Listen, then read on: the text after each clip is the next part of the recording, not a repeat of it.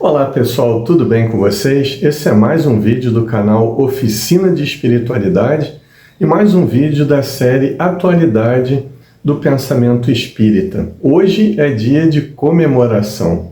Comemoramos os 169 anos do lançamento da primeira edição de O Livro dos Espíritos. O que nós vamos fazer nesse vídeo? Vamos traçar um breve histórico do envolvimento de Kardec com a pesquisa do fenômeno mediúnico e, num segundo momento, trataremos então da estrutura da doutrina espírita deixada por Allan Kardec. Por fim, num terceiro momento, falaremos do porvir, do futuro da doutrina espírita. Então, começando, antes de mais nada, eu peço que se você gostar do vídeo, gosta do nosso trabalho, procure se inscrever no canal, curta, comente, compartilhe esse vídeo para que ele possa chegar ao maior número de pessoas possível e divulgar o nosso canal nessa plataforma. Nós vamos então começando pelo breve histórico de Allan Kardec em relação ao fenômeno mediúnico. Através de amigos, ele ficou sabendo dos fenômenos então que já estavam recorrentes na Europa como um todo. Ele ficou sabendo do fenômeno das mesas girantes. E ele ouvia através de entusiastas, Kardec que não era nem um pouco entusiasta, nem um pouco eufórico em relação a esse tipo de coisa. Ele ouviu com atenção o primeiro amigo que falou, passaram-se alguns meses, ele encontrou-se com outro amigo que o chamou e o tocou no assunto novamente a respeito daqueles fenômenos que já inundavam toda a Europa. E falava das mesas girantes, falava da conversa que se tratava com até então os pretensos espíritos, e Allan Kardec, ele com muito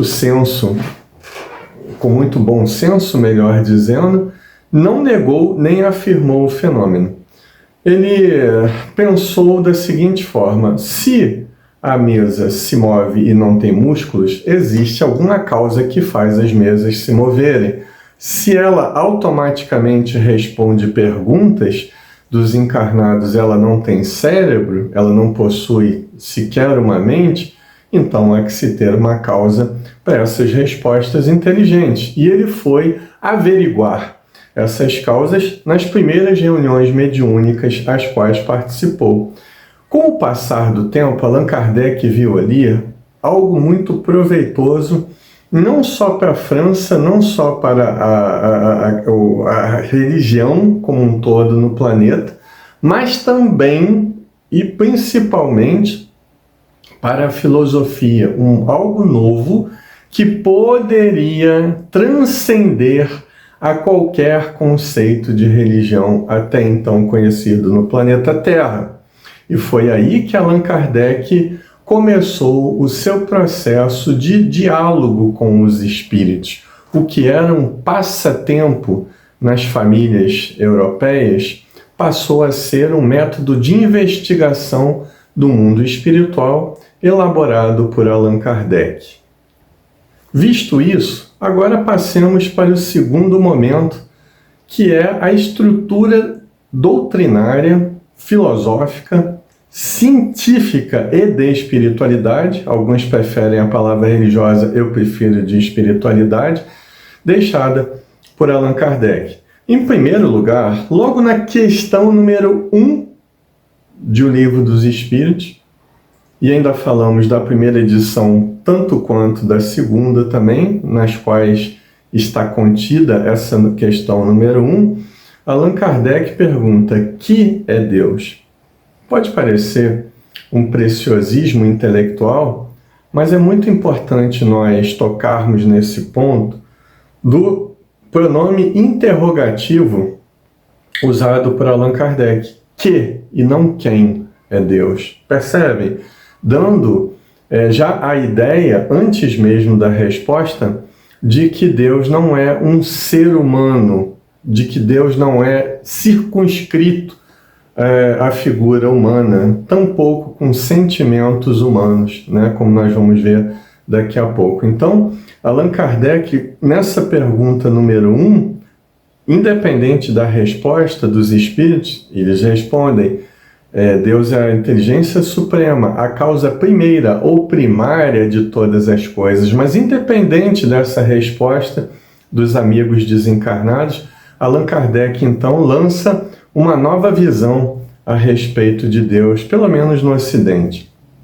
Então, visto isso, Allan Kardec também, com a ajuda dos amigos desencarnados, dos espíritos amigos, ele confirma teorias lá do século XVIII, como, por exemplo, de Emanuel Swedenborg, de Laplace, de Kant, que os mundos se formavam de matéria disseminada pelo espaço. Teoria que hoje é corroborada, confirmada pelos dados científicos em termos de astronomia na atualidade. Então, o Espiritismo está totalmente alinhado em termos astronômicos. E ao falar que toda a matéria descende de uma matéria primordial, tudo indica, ainda que não tenha sido provado, todas as teorias quânticas até então, elas culminam para esse tipo de afirmação que a doutrina espírita já deixou no século XIX. Mas não para por aí. Em termos sociais, por exemplo, o Espiritismo ele lança um novo valor de ser humano e um novo valor de sociedade. Primeiro, do ser humano, quando iguala os direitos do homem e da mulher. Veja bem, os direitos e não as aptidões, mas os direitos, né? O direito da mulher se lançar à sociedade e não ficar apenas circunscrita à família. Isso é uma conquista inalienável que a doutrina espírita ajudou a mulher a ter nessa nova fase que ela vive no planeta Terra. Quando o Espiritismo fala que o mundo espiritual influencia incessantemente o mundo material e vice-versa, ele nos dá uma nova visão de sociedade, de uma sociedade baseada na interdimensionalidade, cujo fenômeno mediúnico é a ponte entre essas duas faces da sociedade. A sociedade dos encarnados, que somos nós, e a sociedade dos desencarnados, que são os espíritos amigos ou qualquer espírito que não esteja agora estagiando num corpo físico, num corpo de matéria densa como nós estamos. O ensino importantíssimo que Allan Kardec nos ajudou a consolidar no planeta Terra é o ensino da reencarnação, não como punição divina ou premiação sequer, mas como um fenômeno, um mecanismo de educação espiritual. À luz da doutrina espírita, não há retrocesso no processo reencarnatório. Os espíritos são muito claros em relação a isso. E essa é uma inovação que a doutrina espírita traz também, tanto quanto no Ocidente quanto no Oriente. Diga-se de passagem, bem poucas doutrinas orientais, quer sejam budistas ou hinduístas, trazem esse conceito tão bem delimitado quanto a doutrina espírita trouxe através de Allan Kardec no século XIX. Então, nesse terceiro momento do vídeo, nós podemos perguntar: e o que será do espiritismo no futuro? Aí eu faço minhas as palavras de Leon Denis quando diz: o espiritismo será o que os seres humanos fizerem dele. Se nós quisermos que o espiritismo fique enclausurado apenas num conceito de religião, se tornando cada vez mais dogmática, ele vai se transformar numa religião dogmática. Mas se optarmos pela conceituação dada pelo próprio Allan Kardec, que o espiritismo é uma ciência com implicações filosóficas e de espiritualidade, então ele será uma doutrina de tríplice aspecto, pelo menos. Eu vejo até outros aspectos no espiritismo, o aspecto, por exemplo, artístico. Eu vejo uma veia de criatividade, uma veia artística muito grande na proposta espírita. Mas, para termos teóricos, vamos admitir esses três aspectos, que é o científico, o filosófico e o religioso. Então, a doutrina espírita será o que fizermos dela no futuro. E para terminarmos, não poderia deixar de lançar aqui o meu muito obrigado a Allan Kardec pelo esforço, por tudo aquilo que ele suportou praticamente sozinho para elaborar esse processo colossal de conhecimento multidimensional chamado doutrina espírita.